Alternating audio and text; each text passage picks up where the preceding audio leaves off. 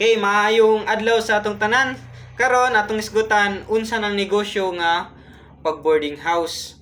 So, unsa gid na siya? So, ang pag-boarding house nga negosyo is demand kay na siya sa kanang mga dagsaon og taong mga lugar like sa syudad, like kanang lugar nga na university, dool og mga workplace or dool bag kanang mga laglagan. So importante og demand ang boarding house ani nga lugar. So karon isgutan nato kung unsa gyud ang step by step kung mag-start kag boarding house. Okay, first step kung mag-build ka or magnegosyo kag boarding house is first is planning, second is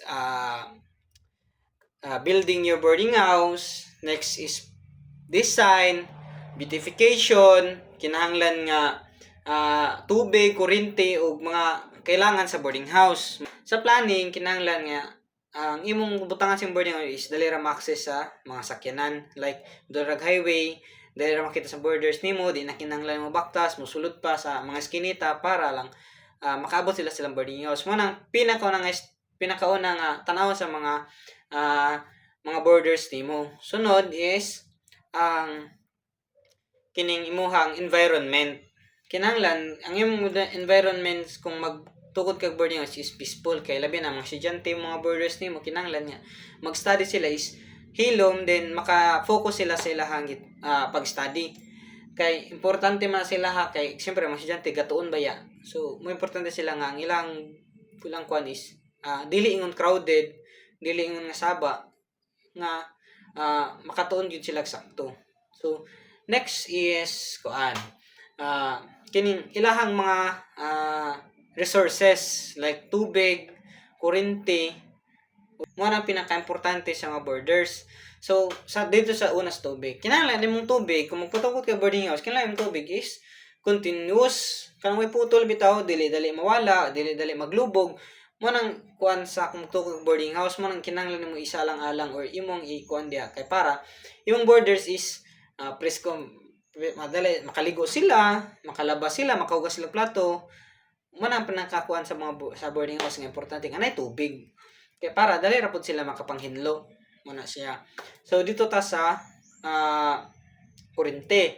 So sa kuryente man pod is kung magtukod ang boarding house, na mag-ibang mga boarding house nga libre na ang suga sa kung sa mga borders. So like para sa mua libre na ang suga tubig. Wow. So ang mga borders di na sila problema, mobile pa sila kuryente. So ang ilan na lang is kung nasa sila appliances, nasa sila laptop or unsa ba sila pangdugang nga mga gadgets nila silang boarding house, mag-add lang sila. Like sa pa-add me og 100 pesos para lang kung naay rice cooker, laptop in kuan muad ra sila.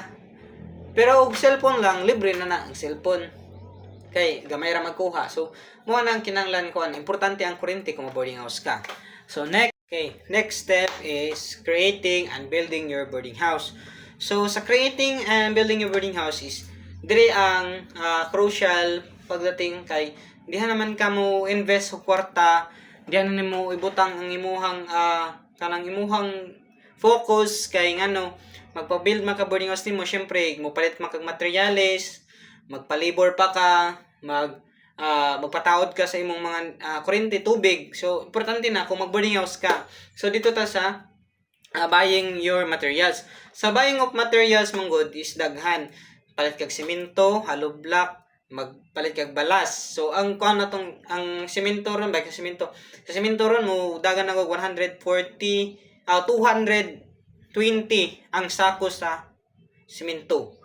Then ang sa balas ang isa ka dump truck budagan og 5,000 5,000 ang imong gastuhan na sa imong magpadam ka og truck balas.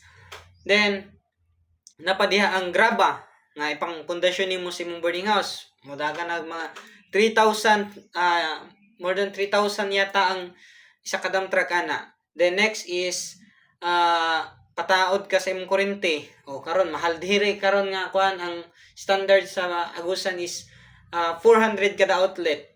So gasto kayo pila ka outlet yung butang nimo, gasto kayo no.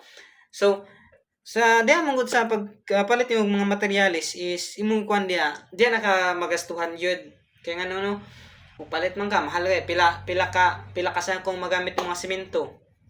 So gasto na gyud buta na to. Mudagan og 100,000 buta na to 100,000 gasto nimo sa imong semento. Nya balas nimo dili ra na isa ka dam na imong ipadam. So daghan ba now? So daghan pailabot sa labor. Pag labor pa ka hakot sa imong balas. Like diri sa mua kay mo ang area is sa kaunon man, so magpabayad pag yun mi og kanang mo hakot or mo alsa og balas, pasaka diri sa pasaka diri sa taas.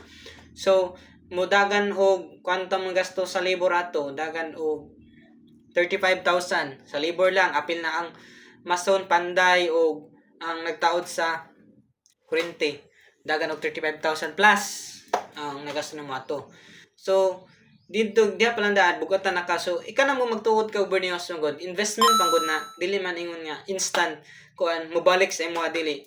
Hinahinay sa imo ha, pag masudlan ang borders nimo anang kada tuig na masudlan na gyud kada bulan masudlan na gyud na og kwarta or makabawi na gyud ka sa imo na within 3 years makabawi na ka sa imo ang gasto ana. Kay sa among boarding house mo ni gasto mi og 200,000 plus. Wow. Pagpatugod lang namo anay.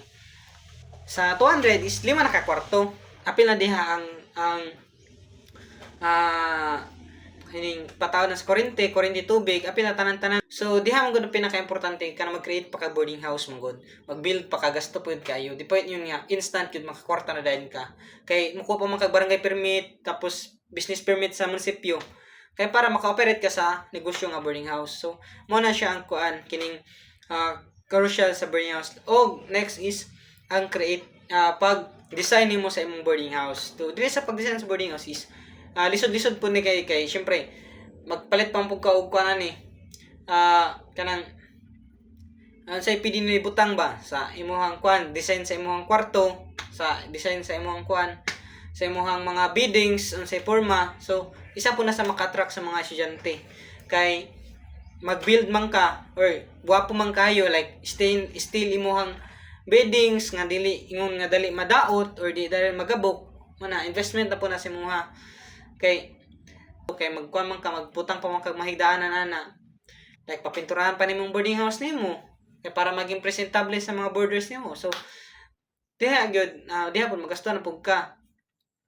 Nya sunod nga step is ang kining sa imuhang advertisement sa imong boarding house. Syempre kinahanglan mag-advertise para maging halinon yung boarding house or maging ilado yung boarding house. Kay syempre nag-start man ka, so kinahanglan pagyud ka nga mangagni og mga mo-board sa imong boarding house. So diyan ang sulod ang imuhang magpabuhat kag tarpaulin para ibutan nimo sa gawas nimo para makitaan sa mga moagi-agi nga uy naay boarding house nga konda. So testingan nato og kuan og presentable ba or kauyon ba ko diha nga boarding house. So next is kanang imong pakikitungo. Pinaka-importante ni siya. Pakikitungo diha sa imong mga borders. Kung na kay mga borders. Kasi syempre, ikaw nga landlord, kabalo ka unsa nimo pag-treat or kabalo ka unsa pagdala imong mga borders. For example, every month na may meeting ngani nga na mga kabaguhan sa boarding house ninyo ana. Tapos kining mga rules nimo dapat ikaw mo boarding magkuan ka mag-build ka boarding house kinahanglan na kay rules, house rules nga ngani dapat nga na bawal ang mga ngani diri sa kuan, bawal pag curfew kinahanglan na nasa kwarto kinahanglan ba mo na kuan sa pag-boarding house. Importante kay diha magmusulod nga kuan kay na may tendency manggod nga wala kay rules. So ang mga boarders mo free lang muli kung bisan silang buhaton nila makabuhat sila. So asa ikaw nga landlord kabalo na kung say buhaton nimo nga nanakay house rules o kunwari mo violate sila, syempre maistoryahan mo sila pero in a proper manner nga magistorya dili nga kanang imo ding pinasingka nga na istoryahan sa nimo nga si problema nga nung ngani man dugay man kauli nga na syempre makuan mo sila ma-track mo sila unsay ilang imong buhat. Then apil po diha nga kuha nimo ilang mga number kay in kaso na emergency number silang parents emergency mga kontak ka nga ni nahitabo.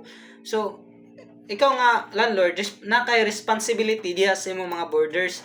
So kinahanglan nga ikaw kabalo kung saan nimo pag kanang ma-communicate dahil nimo mga borders nimo diha sa imong boarding house. So mao ra to tanan nga step by step nga mga kuan sa kung magtukod kag boarding house nga kinahanglan isa lang alang nimo ug kinahanglan mo gastuhan kay para imong boarding house is maging successful, then daghang kay mag-board diha sa imong boarding house. So that's all for today, and daghang salamat sa pagpaminaw sa atong vlog karong adlaw. I hope nakatabang ko sa mga mo testing pa nga mag-build sa ilang kaguliyong boarding house. So good day and God bless. Thank you everyone. Thank you for watching. Like and share my video. Thank you very much. God bless. Bye-bye.